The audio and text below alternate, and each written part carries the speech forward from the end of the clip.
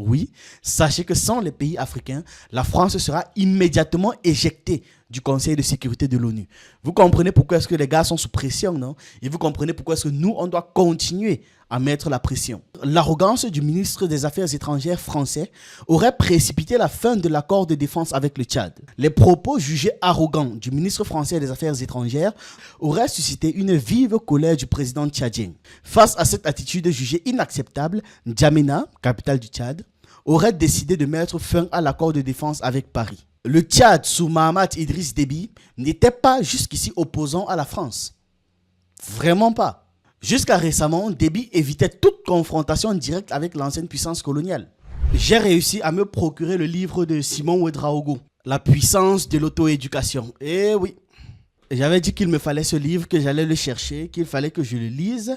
Donc, je vais le lire et peut-être que ça va m'inspirer quelques leçons que l'on va apprendre ensemble. Voilà, donc je vais déposer ça là.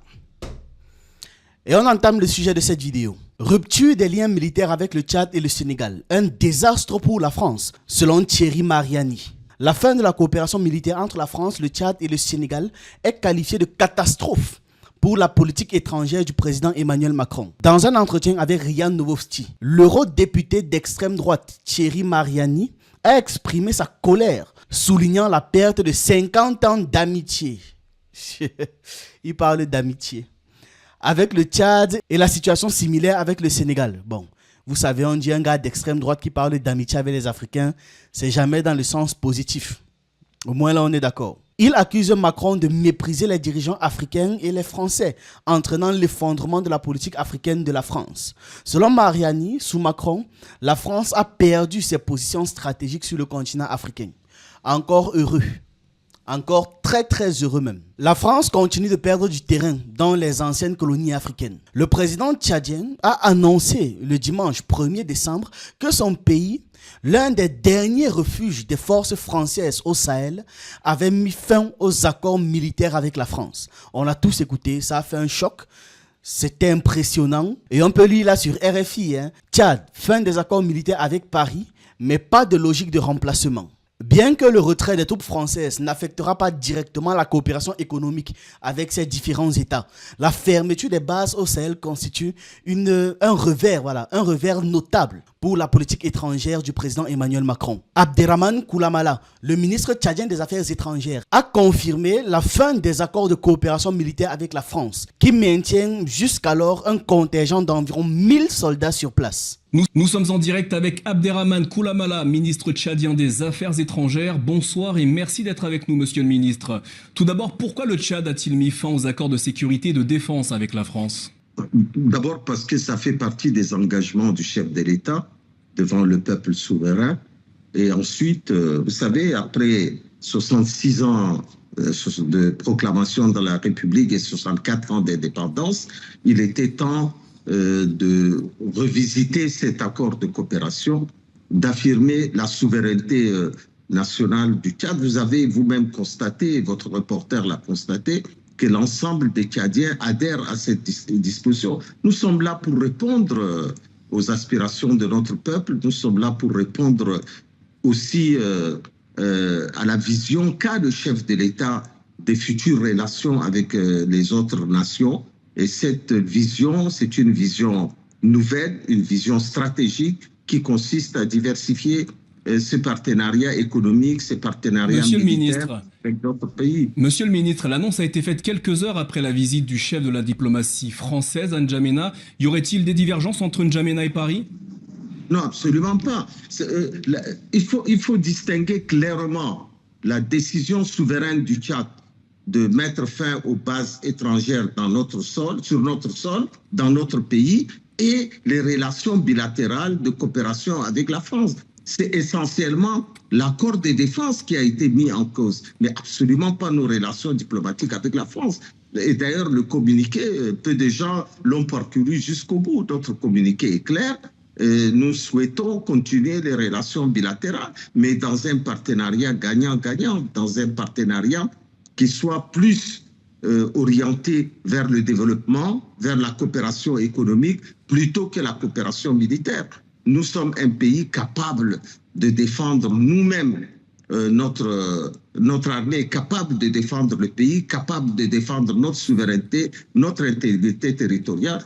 Nous ne voyons pas l'utilité désormais d'avoir une base aérienne étrangère sur notre territoire. Alors, Monsieur le ministre, en quoi cette décision est-elle un tournant pour l'histoire tchadienne?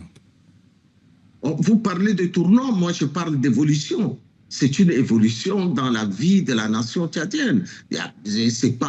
Nous ne tournons pas le dos à la France, nous décidons de voir quel est l'intérêt de notre pays, quel est l'intérêt stratégique de notre pays. Nous disons que nous voulons jouer un rôle de leadership en Afrique et dans le monde pour affirmer la pleine et entière souveraineté du peuple tchadien, la pleine et entière souveraineté sur tous les domaines.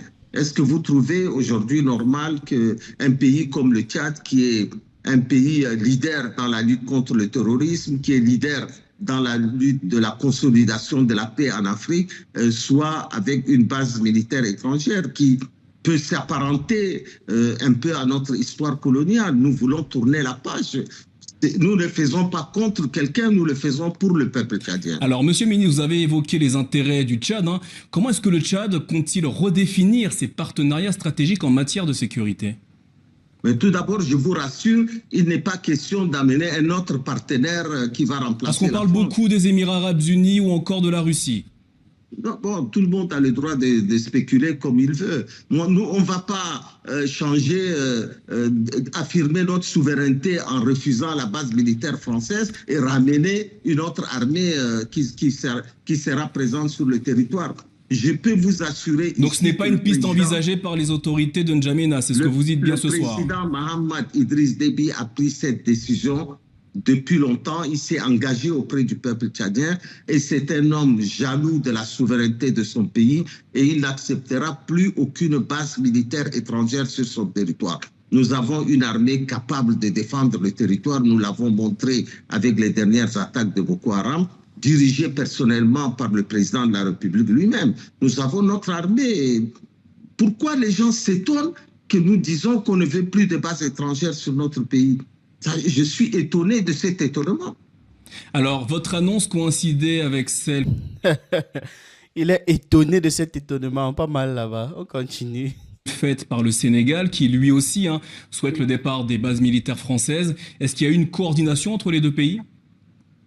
Chaque pays est libre et souverain de prendre ses décisions. Il n'y a aucune coordination, pas à mon avis en tout cas, mais il n'y a aucune... Est-ce que nous avons besoin d'une concertation pour affirmer notre souveraineté? Absolument pas.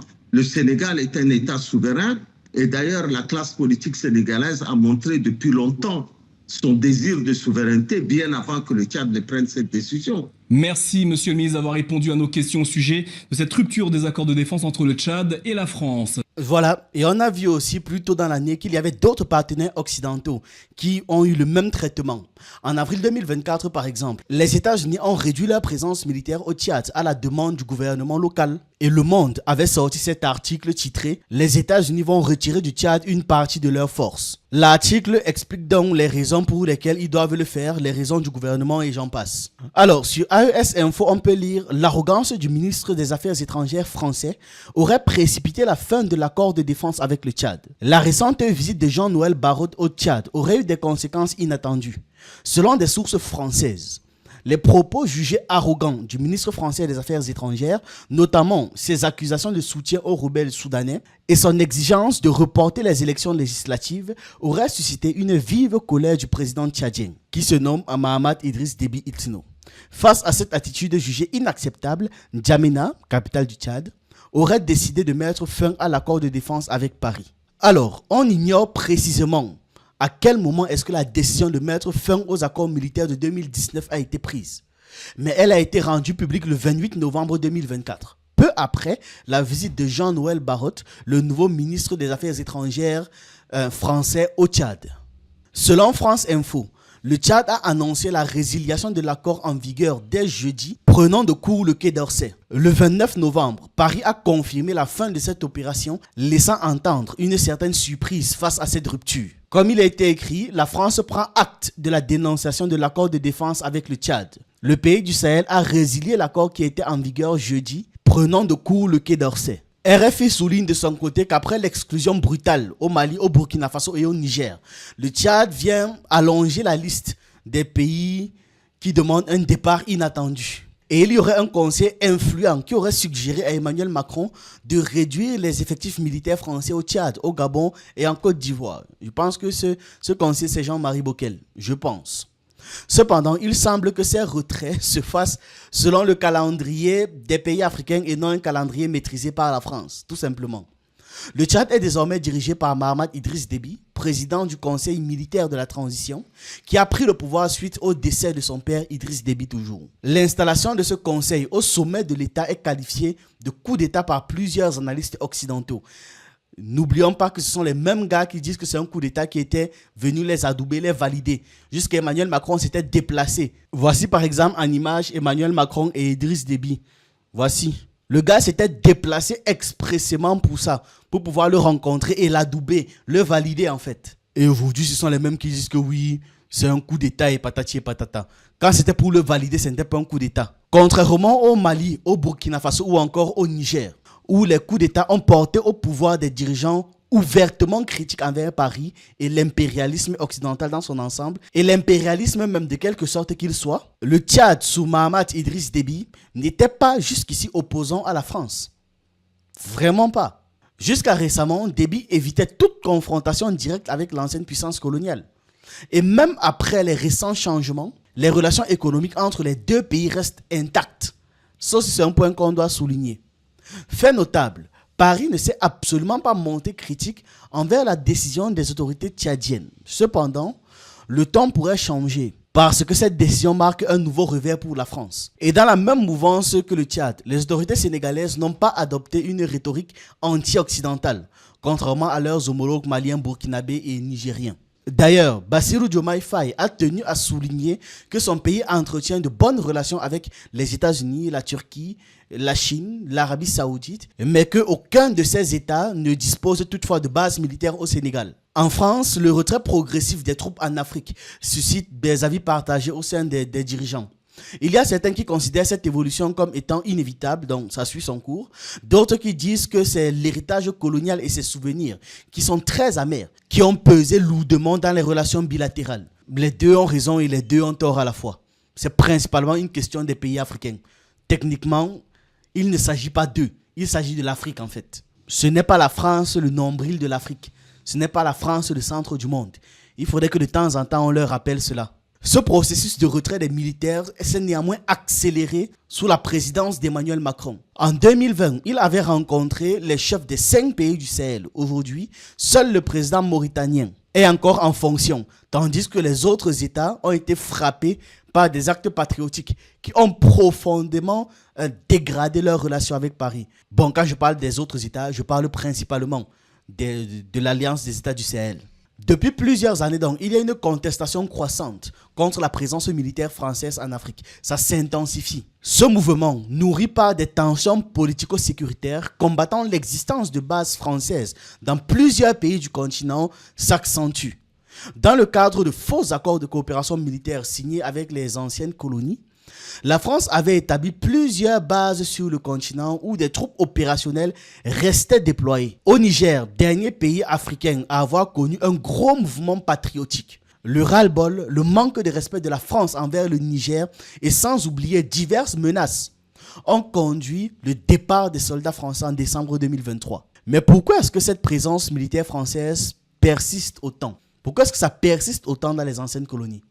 La France avait signé des accords coloniaux de contrôle culturel, technique et militaire et économique bien évidemment, ainsi que des accords de défense avec la plupart des colonies africaines lors de ce qu'on a appelé dans l'histoire la période dite des indépendances, c'est-à-dire les années 60 en Afrique, 1960. Ce sont des indépendances de façade bien évidemment. Ces pays n'ont jamais été indépendants, et encore moins souverains. Ces accords uniquement bénéfiques à la France et signés par les valets français ont permis l'envoi de conseillers militaires et ont établi un cadre pour les interventions françaises en Afrique, l'Afrique dite post-coloniale. Je ne sais pas si vous entendez à quel point c'est terrible. Entre 1964 et 1995, grâce à ces accords, la France a conduit au moins 30 interventions militaires directes et maintenu jusqu'à 10 000 soldats stationnés ou impliqués dans des opérations sur le continent. Quand je dis 10 000 soldats, ça c'est ce qu'ils ont dit. Ça c'est ce qu'ils ont annoncé. Et on le sait très bien que c'est jamais vraiment ça. Il y avait beaucoup plus que 10 000. Cette politique adoptée par les pays africains se caractérise donc clairement par une logique de substitution aux forces locales, plutôt que de véritables partenariats dans ce qu'ils qualifient le précaré français. Aujourd'hui, la France conserve des milliers de soldats en Afrique subsaharienne, avec des bases principales à Djibouti, en Côte d'Ivoire, au Sénégal, au Gabon et au Tchad. Djibouti, présente depuis 1977, les forces françaises à Djibouti comptent environ 1500 hommes officiellement, constituant l'un des plus grands contingents militaires français en Afrique. Initialement régi par un protocole provisoire, un nouvel accord de défense en vigueur depuis 2014 encadre le stationnement des militaires français à Djibouti. En Côte d'Ivoire, il y a un accord signé en 2012 entre la France et les élites de la Côte d'Ivoire qui a conduit à la création en janvier 2015 des forces françaises en Côte d'Ivoire. Ces forces, avec près de 950 soldats officiellement, ont succédé à l'opération Licorne. Pourquoi en Côte d'Ivoire, j'insiste encore sur le officiellement, et pourquoi est-ce que c'est un cas pratique pour tous les autres? Parce qu'en Côte d'Ivoire, ils disent avoir 950 soldats. Mais il y a certains chiffres qui disent qu'ils étaient 2000, d'autres 3000, d'autres 4000, d'autres 5000. Durant l'acte patriotique du CNSP au Niger, Jean-Marie Bockel a avoué qu'il y avait déjà 2000 soldats français prêts en Côte d'Ivoire à attaquer le Niger. Donc, il y a 2 fois plus de soldats que ce qu'ils avaient annoncé. Vous comprenez d'où vient le problème? Ça veut dire là qu'ils disent 950, mais ils peuvent très bien être 5000. Donc, les 950 soldats français ont succédé aux Français qui ont fait l'opération Licorne, devenant ainsi la base stratégique pour la France en Afrique de l'Ouest, conformément aux priorités définies dans le livre blanc de 2013. Au Gabon, depuis les années 60, les forces françaises sont présentes en vertu des mêmes accords de défense là. Renommée élément français au Gabon, EFG en 2014, elle regroupe environ 350 militaires répartis en unités terrestres, le 6e BIMA à Libreville et une unité aérienne. Une fois de plus, j'insiste sur le fait que les chiffres qu'ils donnent sont rarement les vrais chiffres. Et le Gabon constitue avec Dakar un pôle de coopération régionale. On continue avec le Sénégal. Et ils disent avoir 400 éléments français du Sénégal, en abrégé EFS. Et que ces gars sont censés assurer la formation des forces locales et disposent de sites à Dakar et à Rufisque. Le président sénégalais Bassirou Diomaye Faye a récemment exprimé des réserves sur cette présence, soulignant qu'aucun délai n'a encore été fixé pour un éventuel départ. Au Tchad maintenant, après l'annonce, voilà, ils sont en train de mettre les choses en place. Mais dites-vous qu'actuellement, il y a encore 1000 militaires français regroupés autour des bases de N'Djamena. Et il y a aussi une base à Agbéché. Et ces bases avaient pour mission de soutenir les forces tchadiennes officiellement encore, mais surtout de protéger les intérêts français, quels qu'elles soient. Depuis 2014, ces forces opèrent sous le cadre de l'opération Barkhane. Mais on sait très bien à quoi servit Barkhane. La présence militaire française visait initialement à stabiliser les régimes post-indépendance et pro-France, bien sûr. Les forces françaises en Afrique interviennent dans divers domaines. Propagation du terrorisme, contrôle des frontières, opération de maintien des intérêts de la France en Afrique, maintien des dirigeants pro-français, renseignement, logistique et formation médiocre. Au Sénégal, les éléments français coordonnent leurs actions avec la mission diplomatique française. Et ils disent former les forces de la CEDEAO et de la Mauritanie dans leur zone de responsabilité. Qu'est-ce que ça veut dire? Je ne sais pas. Cette présence répond avant tout aux besoins de la France de maintenir son influence via les élites locales ou le franc CFA et leur présence militaire. Cette dernière garantit le soutien au régime allié, la protection des intérêts français et une capacité d'intervention rapide dans ces pays. Par exemple, une fois de plus, quant au Niger, là c'est une histoire récente, le CNSP a pris le pouvoir. Les soldats français étaient prêts à intervenir pour pouvoir remettre Bazoum. La présence militaire française en Afrique met également la France au cœur des mécanismes de résolution des conflits africains, notamment au Conseil de sécurité de l'ONU. C'est eux qui décident pour nous. L'Afrique reste centrale pour la France historiquement et stratégiquement. Les liens tissés depuis la colonisation permettent à la France de conserver son influence, notamment grâce à sa présence militaire et à ses intérêts économiques. Là, je parle de pétrole, uranium, cacao, café et j'en passe. Et enfin, la région joue un rôle clé dans la francophonie et la place du français dans le monde, de la langue française dans le monde, où la concurrence avec la Chine, l'Inde ou d'autres puissances émergentes s'intensifie. Cette présence militaire renforce aussi la position de la France en tant qu'acteur incontournable et ça justifie son siège permanent au Conseil de sécurité de l'ONU. Oui, sachez que sans les pays africains, la France sera immédiatement éjectée du Conseil de sécurité de l'ONU. Vous comprenez pourquoi est-ce que les gars sont sous pression, non? Et vous comprenez pourquoi est-ce que nous, on doit continuer à mettre la pression. L'opération Serval et Barkhane, officiellement centrée, quand je dis officiel, c'est important d'avoir officiellement là. Officiellement censés éradiquer le terrorisme ont échoué. Les groupes terroristes se sont multipliés. Cet échec a donc fait en sorte que les gens aient des doutes déjà sur l'utilité et l'efficacité stratégique de cette présence militaire, mais surtout a fait comprendre aux gens, à nous tous là, leur réelle présence et que c'était en fait la présence là la vraie menace. C'était la présence là qui accélérait aussi l'apparition des terroristes. Avec l'émergence d'une élite africaine jeune et consciente, ainsi que d'une jeunesse souverainiste, la présence militaire étrangère est perçue comme étant le danger qu'il est désormais. Des pays comme le Mali, le Burkina Faso et désormais le Niger contestent ouvertement cette présence et c'est beau. L'après-départ des forces françaises de la MINUSMA au Mali est marqué par une montée de la sécurité et de la récupération des territoires autrefois contrôlés par les terreaux. Depuis que les gars de la MINUSMA ne sont plus là, depuis que la France n'est plus là, depuis que l'Occident n'est plus là, comme par hasard, il y a plus de sécurité dans le pays. On récupère de plus en plus de territoires. Est-ce une coïncidence? Je ne crois pas. À l'exemple de l'AES, l'Afrique doit repenser sa stratégie de sécurité. La sous-traitance à des puissances occidentales a échoué. Ça a toujours échoué parce qu'ils n'ont jamais été là pour nous aider. Jamais. Voilà, c'est ce que j'avais à partager avec vous dans cette vidéo. Dites-moi ce que vous en pensez. J'attends vos avis en commentaire et on se retrouve une prochaine fois.